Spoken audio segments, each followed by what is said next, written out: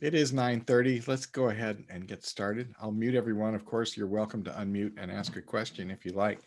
And I have the bridge table up. You can see this if you've been contemplating, what am I going to do with this? I'll tell you right now. We started talking about finesses last week, and I'm moving on to the subject of suit development that includes finesses, because oftentimes when you need to develop tricks when you're playing the hand, you're going to use a combination of techniques. And I mean, in no trump and trump contracts, the most common techniques are promotion, length, long suits, and finesses. Those are the three.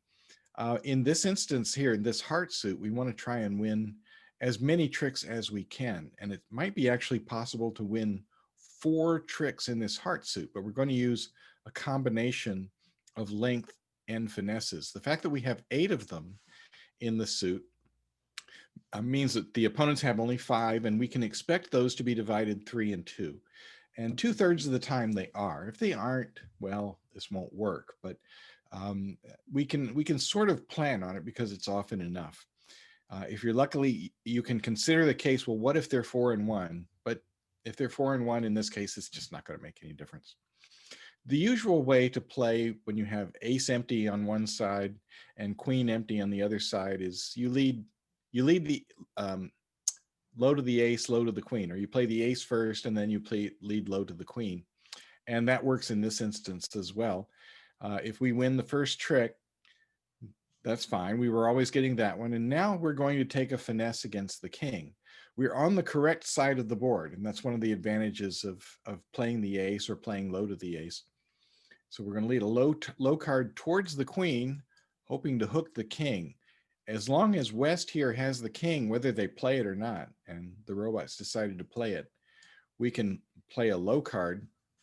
And now when they return, I've saved all of my clubs so that we can get back in.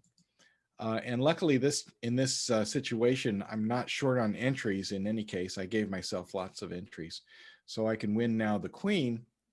We've now played 3 heart tricks, and the opponents followed suit to the first 2. So we know that was the last heart. And I can come back to my hand now, and these 2 hearts are good. So we've managed to win 4 tricks in the hearts with this combination. Let me catch up here. Here's another situation where we're going to use a combination of techniques. In this case, we also have length going for us in this heart suit. We have 8 tricks in the hearts, or rather 8 cards in the hearts. The opponents have 5, so I'm counting on a 3-2 split. If I can win 2 tricks with the king and the queen, then I can win a 3rd trick through length. So it's a combination of techniques. We have to be on the correct side of the board to lead. That means we have to lead from the south, and luckily the lead is in the south right now. I don't have to use an entry. But we're going to make West choose a card first and put in the king. When it wins, this is a successful finesse. And what we need to do is take advantage of that and do it again. It's a repeated finesse, but we're on the wrong side of the table. So I'll use my clubs, come over to the king, and then I'll lead towards the queen this time. Usually the opponents, they'll take their ace on the second one. There's no reason to take it on the first one. But once they do, our last 2 hearts should be good. Notice that everybody followed suit on the second heart trick. That means there's only 1 left. And in fact, West decided to play his only heart, meaning that we get the last one. And we managed to win 3 tricks in the suit, or we only lost 1. And that's a great combination. Let's look at, another situation where we might use a combination of techniques. This one again there is a finesse. We're missing the king of hearts, so we can finesse that king. We can hook the king by leading toward the queen jack, and we're on the right side of the table. But you see how this is also a repeated finesse. So when we do it once, well, and it works. If it works, then we have to use an entry in some other suit and come back to our hand so we can repeat the finesse. And then take a second one. Again, we're watching for the opponents to discard on the second suit. And when they do, on the second trick, When they do, that means that there's only one left, and we don't have to cross back. We don't have to cross back to our hand anymore because the king is singleton and it falls under our ace. And so we get the 3 and the 2 and everything is good. Let's, this is I love this situation because we only have 7 cards, but we're still going to use length to try and develop extra tricks. This one is, the odds are against you working, but it is possible that you could win all 4 tricks in the heart suit in this case. The finesse now, the high cards are on our side of the table, the south side. So that means we have to lead the hearts from the other side and hook them this way. We're going to hook the queen, hoping that the queen is in the east hand. So before we do that, we have to get to the other side of the table. We're going to use a club as an entry. And then we can lead a small heart toward our jack.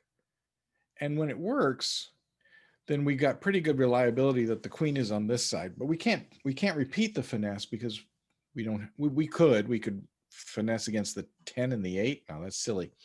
What we want to do here is hope for a 3-3 division of the hearts in the opponent's hands. And this is good news. Both opponents followed on the second heart trick. If they follow on the third one as well, bingo. Our 3 of hearts is the 13th heart, and it will win a trick as well. We've managed to win 4 tricks in the heart suit using a combination of a finesse and length. 7 cards doesn't seem like a lot of length, but 40% of the time you'll get a 3-3 break from the opponents. So the odds are against you, but if you need the trick or if you're fishing for over tricks, it usually doesn't cost you anything to try it out and see. All right, let's talk about leading the high card. And this is one that we often get a mistake on. In this instance, what's the correct way to play this suit combination to win 2 tricks? I'm talking about the spades here. These diamonds, they're just decoration. They're here for me to have entries to get to either side of the hand. We don't actually need them in this combination. But a common mistake is to lead the queen. And if we lead the queen, the thing to remember is that the guideline for the defenders is to cover an honor with an honor. If you have an opponent who will play second hand low all the time, regardless of what you do, then this will work. And that's the only way it will work. And that would be if you lead, you lead the queen and they're holding the king, but they play low, then then the queen will win. But a good defender knows that the corollary to second hand low is cover an honor with an honor. So that means when you lead the queen, they will cover with the king, and you'll only get 1 trick in the suit. The rest of your spades are no good. Now, your only hope for, and you know, the fact is with this matter, one thing I'll say also is that it doesn't matter which side the king is on. If the king is on the other side of the table and we lead the queen, then we know it's not going to work, don't we? They're going to win the king. So either side that the king is on, it makes no difference. You're only getting 1 trick. But there is a way to get 2 tricks, and we'll do it this way. Let me move this card. And in this instance, what we're going to do is finesse the queen against the king rather than lead the queen. Now, we're on the wrong side of the table to do that, but we have lots of entries to get to the other side of the table. So let's do that.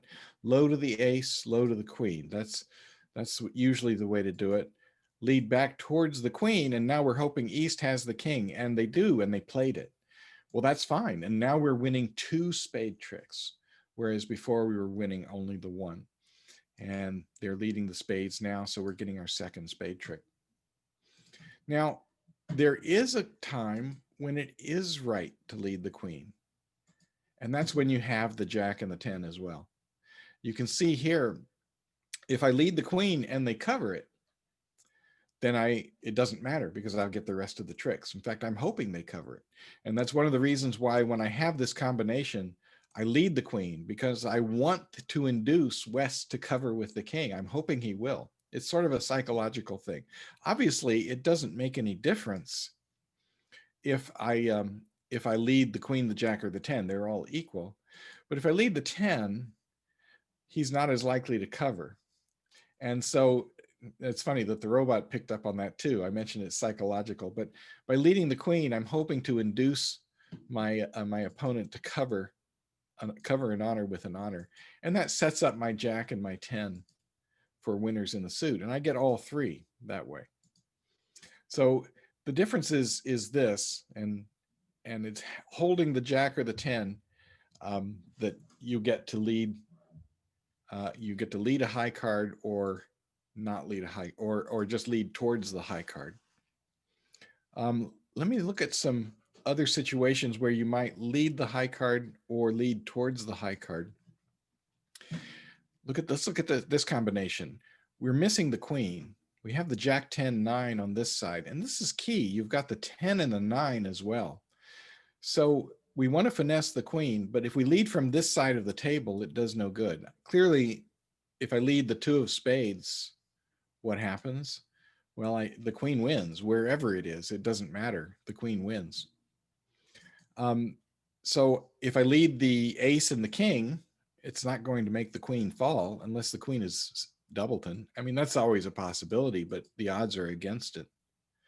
And if I try it now, no, that didn't work. So what we have to do is get to the other side of the table. And I have my diamonds here to do that. So I'm going to lead a diamond over to the other side of the table. And I'm going to lead the jack. And once again, I'm leading the top card because I want to induce my right-hand opponent to cover it, to cover an honor with an honor. I mean, they can see all of the cards. They can tell that I have the 10 and the 9 because this is the dummy. And usually, a good defender will wait until the last of the touching honors before they cover. So I don't know where the queen is right now. And if the queen is over in west, it's going to lose. But the fact that my jack won means that the queen is probably on my right. And there comes the queen. And now my king and my 9 are both good winners. And fortunately, I still have all these diamonds, so I can pick up the 9 and I can come back to my hand with the king and diamonds, and I can take my king, and I'll get all the tricks that way. Let's look at another combination like that. This one, now, do we lead the queen or do we lead low toward the queen?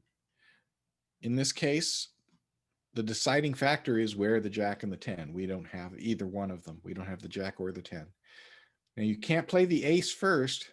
If you do, you won't have a small card to play when the opponents pick up the queen. If you leave the queen singleton in the dummy, the opponents, well, they know what to do. They're going to play their king whenever you play spades again. So we can't play the ace first. What we have to do is lead low toward the queen, hope that west is holding the king, and they are, and they play it. And when they see the queen doubleton in the dummy, they probably will play it. So now I can win their diamond return. I can win my queen. And I get 2 tricks in the suit this way. Here's another combination. The idea here is we want to pick up 3 tricks. We want to get the maximum number of tricks. Should I lead the queen or should I lead toward the queen? The question is, honestly, it's where's the 10? If I wanted to pick up the maximum number of tricks, I need the 10 as well if I'm going to lead the queen. Not having the 10, my best chance to get 3 tricks in the suit is to finesse the queen, to lead towards it. So first I'll play the ace,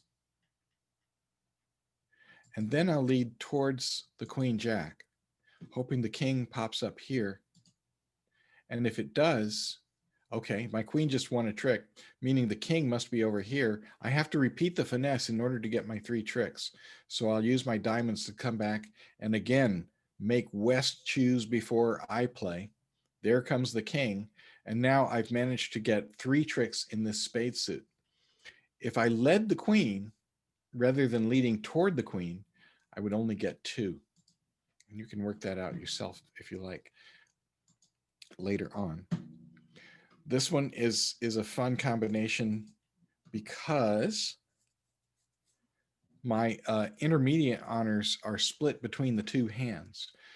Can I pick up all 4 tricks in the spade suit? If I lead from this side of the table, it's hopeless, right? Wherever the king is, it will win a trick. So I've lost one. I'll win the next three, certainly. If I only needed three, that's fine. You back up to the beginning. If I, but I do have a case where I have the queen, the jack, the 10, and the 9. I have all these intermediate cards, meaning that if I can induce East to cover my jack with their king, then I could have a good chance of picking up all 4 tricks. So when I come over to this side, one of the advantages of having high cards on this side is that if it wins, the lead is still on the correct side. I don't have to use another entry to get there. Notice that my jack just won this trick, and I don't have to use an entry to get back to the right side of the table because I'm still there. Now I can lead the 4 and hope that the king, the 10 wins a trick. Now we need a little bit of luck, because if the king is doubleton on this side, then it won't fall under my ace. I've gotten 3 tricks. This is a good sign, the fact that the West has one, and there comes the king. So that means they were 3-3, and I get all 4 tricks in the spade suit. Okay, that's enough for this morning. I'll stay around for some questions, but we have a bridge game coming up at 10, and I hope you all are going to come play.